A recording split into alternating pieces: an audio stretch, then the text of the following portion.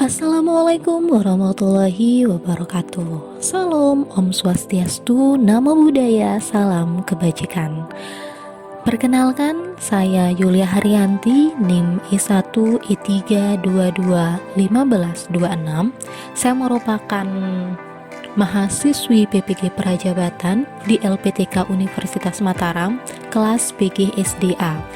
Baik, pada kesempatan kali ini saya akan memaparkan terkait strategi pemikiran Ki Hajar Dewantara.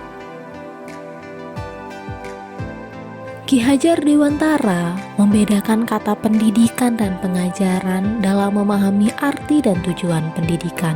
Menurut Ki Hajar Dewantara, pendidikan dan pengajaran merupakan usaha persiapan dan persediaan untuk segala kepentingan hidup manusia, baik dalam hidup bermasyarakat maupun hidup berbudaya dalam arti yang seluas-luasnya. Menurut Ki Hajar Dewantara, pengajaran adalah bagian dari pendidikan. Pengajaran merupakan proses pendidikan dalam memberi ilmu yang berfaedah untuk kecakapan hidup anak secara lahir dan batin.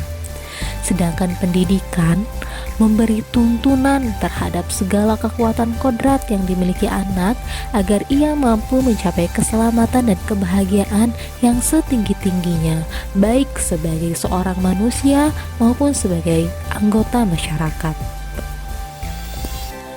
Ki Hajar Dewantara menjelaskan bahwa dasar pendidikan anak berhubungan dengan kodrat alam dan kodrat zaman. Kodrat alam berkaitan dengan sifat dan bentuk lingkungan di mana anak berada, sedangkan kodrat zaman berkaitan dengan isi dan irama.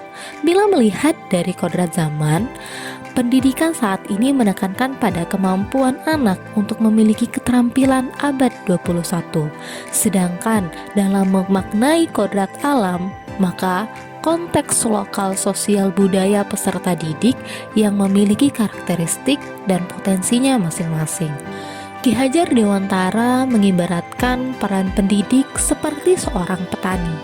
Anak-anak itu diibaratkan seperti biji tumbuhan yang disemai dan ditanam oleh petani.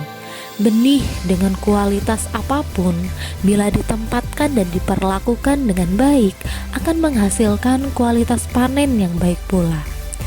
Ki Hajar Dewantara mengatakan, pendidikan adalah tempat persemaian benih-benih kebudayaan yang hidup dalam masyarakat berbudaya. Pendidikan dan kebudayaan adalah koneksi yang tidak dapat dipisahkan. Pekerjaan di pendidikan bukan hanya tentang bersekolah, tetapi menjemput kebudayaan yang kita impikan. Karena jika kebudayaan terisolasi, akan terjadi kekacauan.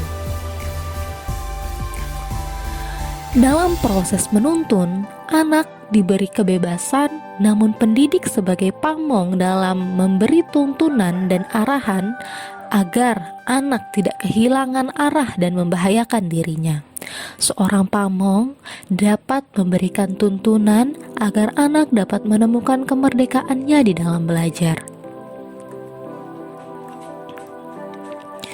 Ki Hajar Dewantara mengenalkan sistem Among sebagai suatu metode pendidikan yang menekankan pada proses pembelajaran yang dikenal dengan Ingarso Sung Tulodo, di depan memberi teladan, Ing Madya Mangun Karso, di tengah membangun kehendak, dan Tutwuri Handayani, di belakang sebagai pendorong. Penerapan pemikiran Ki Hajar Dewantara bisa dilakukan dengan membuat bahan ajar yang menarik, kelas yang menyenangkan, melaksanakan pembelajaran berdiferensiasi, pembelajaran yang berpusat pada siswa, dan memberikan kebebasan kepada siswa untuk mengeksplor dirinya. Mengapa penting penerapan-penerapan itu? Penerapan tersebut penting agar pembelajaran itu menjadi hal yang menyenangkan dan dinantikan oleh siswa.